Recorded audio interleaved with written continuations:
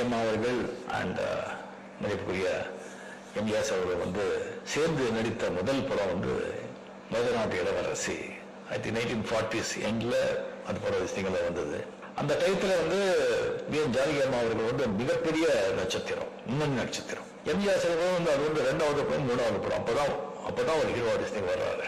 அப்போவே வந்து அது எம்ஜிஆர் சாரை பற்றி இவர் சாதாரண மனிதர் இல்லை, இவர் ஒரு மாமனிதர், அதனால் ஒரு மிகப்பெரிய நடிகர் ஆவார் அப்படி வந்து கணிச்சு தன்னுடைய அந்த திரை வாழ்க்கை உச்சத்தில் இருந்த அந்த திரை வாழ்க்கையை வந்து தியாகம் பண்ணி அவரை காதலிச்சு மணந்தார்.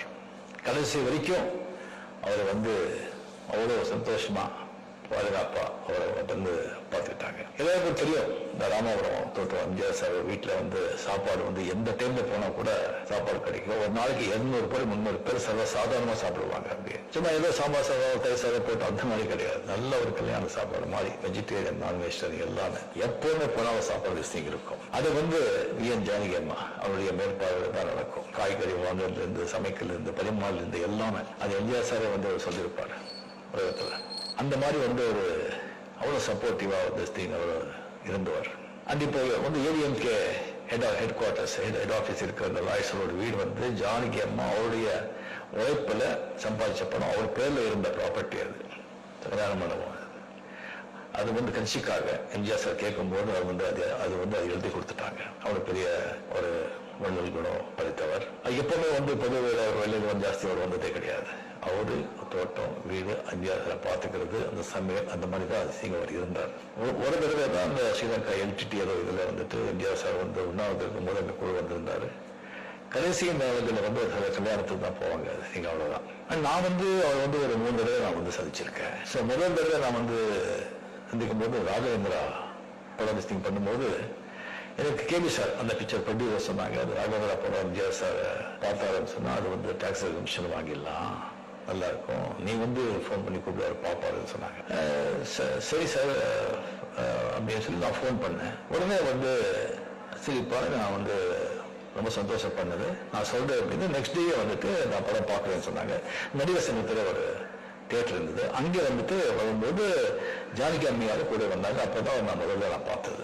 படம் பார்த்து ரொம்ப சந்தோஷம், ரொம்ப பாராட்டி போனாங்க. 2வது தடவை வந்துட்டு ஜானகி அம்மாவுக்கு வந்து சிஎம் இருக்கும்போது வள்ளுவர் கூட்டத்தில் வந்து ஆரம்பி வந்து ஒரு விழா வந்து நடத்துறாங்க. அதுல நானும் வந்து மேடையில இருந்து அவரை பத்தி நான் பேசினேன்.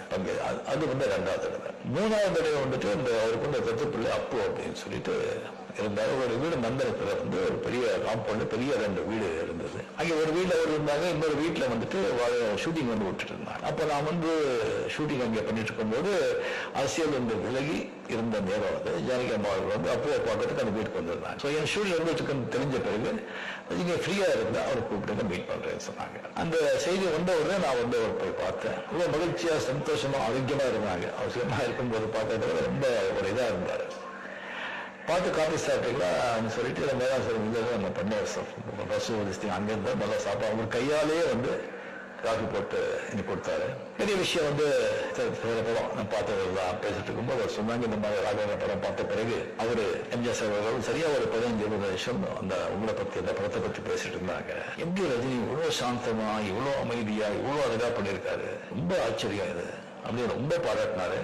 அப்படியே வந்து அவர் வந்து படத்துல வந்து நிறைய சிகரெட் சாப்பிட்டு அதெல்லாம் பண்றாங்க, நிறைய வந்து ஃபாலோவர்ஸ் ஃபேன்ஸ் எல்லாம் இருக்காங்க இளைஞர், அதெல்லாம் பார்த்து அவங்களும் சிகரெட் சாப்பிட்டு அவங்களும் வந்து அந்த பழக்கத்துக்கு வந்து இதாகிடுறாங்க.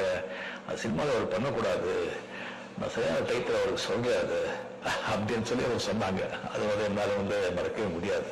குடியரசு வந்து மறைஞ்ச பிறகு அவர் அரசியலுக்கு வந்தது வந்து அரசியல் விபத்து, பொலிட்டிக்கல் ஆக்சிடென்ட். அவர் கொஞ்சம் கூட அதுல வந்து ஈடுபாடு இல்லை, இஷ்டமே இல்லை. ஒரு சூழ்நிலை வந்து ஒரு கைதியா இருந்து சில பேருடைய வற்புறுத்தி அது வந்து அரசியலுக்கு வந்து ஒரு சிஎம் ஆனாங்க.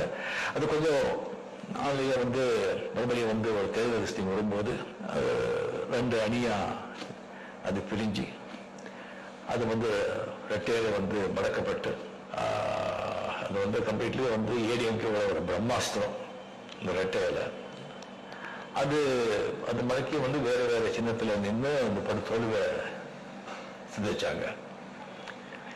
எப்பவுமே வந்து இந்த சரியில வந்து நான் வந்து 17 வந்து அரசியலுக்கு நான் வர்றேன்னு சொன்னேன். அதுக்கப்புறம் நிறைய பேர் சந்திச்சேன், நிறைய பேர் வந்து ஆலோசனை சொல்ல வர்றாங்க. அந்த ஆலோசனையில கேட்டா நாம வந்துட்டு அவ்வளவுதான், எல்லாத்தையும் எழுந்து நிம்மதி எல்லாமே எழுந்து வந்து போயிட வேண்டியதுதான்.